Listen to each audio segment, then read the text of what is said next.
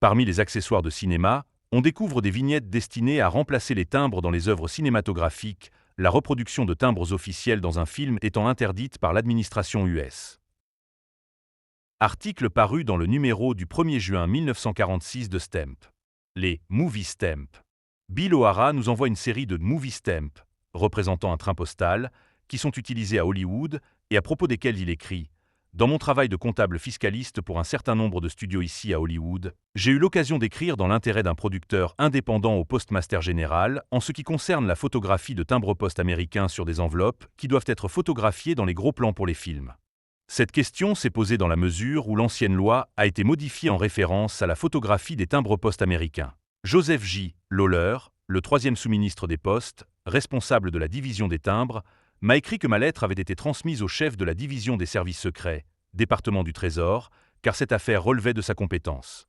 En temps voulu, j'ai reçu une réponse de Frank J. Wilson, chef des services secrets américains, dans lequel il a déclaré que la loi avait été assouplie uniquement au motif que la photographie avait été réalisée à des fins philatéliques ou historiques, dans des albums, des journaux, des circulaires, etc., et alors seulement en noir et blanc et d'un format inférieur aux 3/4 ou supérieur à 1,5 fois de l'original.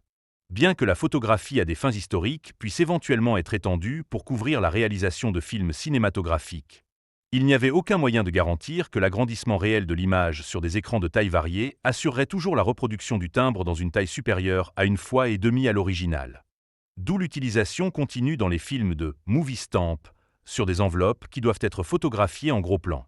Les timbres ci-joints sont utilisés par MGM, RKO, Columbia et d'autres studios à cette fin avec une image d'un train postal. Postage en haut et 300 en bas, il devient un facsimilé unique. Si des lecteurs de Stamp étaient intéressés à obtenir une copie de ce timbre pour leur collection, envoyez simplement une demande en joignant une enveloppe timbrée à votre adresse à Bill O'Hara, P.O. Box 101, Hollywood 28, Californie. J'apprécierais si ceux qui écrivent pour les timbres mettent un commémoratif sur l'enveloppe pour moi.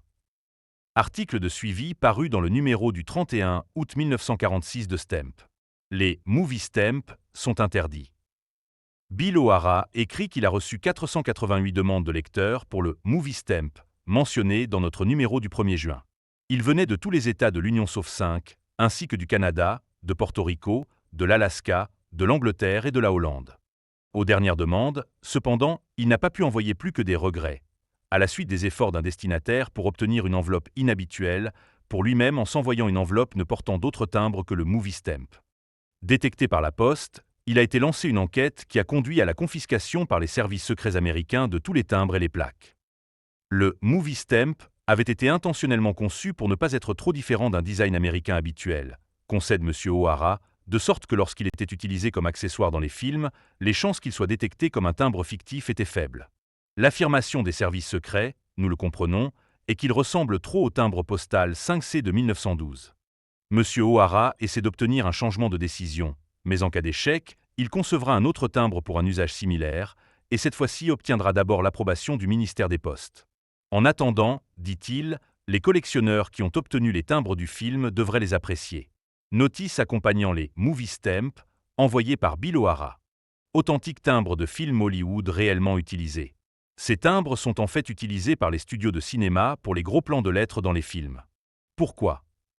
Le gouvernement des États-Unis estime qu'il est illégal de reproduire des timbres-poste américains, même par des photographies, sauf à des fins philatéliques ou historiques. Ensuite, uniquement en noir et blanc, et d'un format inférieur aux 3/4 ou supérieur à 1,5 de l'original. Donc, l'industrie cinématographique a trouvé préférable d'émettre son propre timbre philatélique afin de ne pas entrer en conflit avec une décision gouvernementale.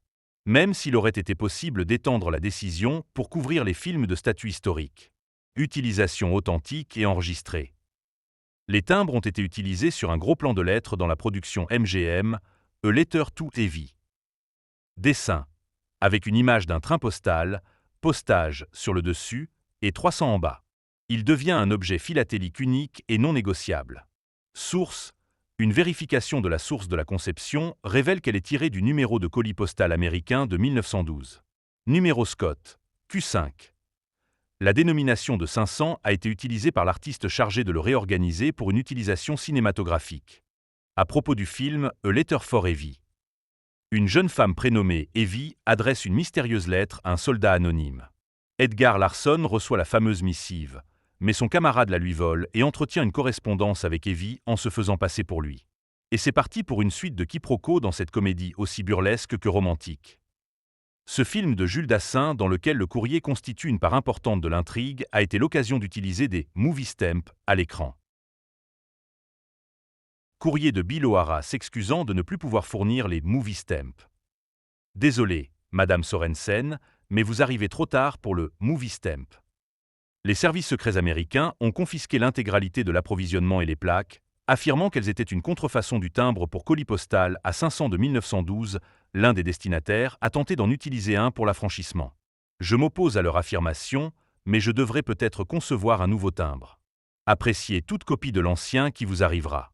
L'image du film ci-jointe montre le movie stamp, tel qu'il a été utilisé dans la récente production MGM, A Letter for Evie. Bill O'Hara. P.O. Box 101, Hollywood 28, Californie. L'Association française d'érinophilie, Arc-en-Ciel est une association de collectionneurs de vignettes non postales. Ses objectifs sont de regrouper les collectionneurs de vignettes et collections périphériques de France et de l'étranger, d'assurer la promotion de ces collections, de fournir aux membres la documentation et les informations facilitant la constitution d'une collection, et de faciliter le dialogue entre les collectionneurs ayant rejoint l'association.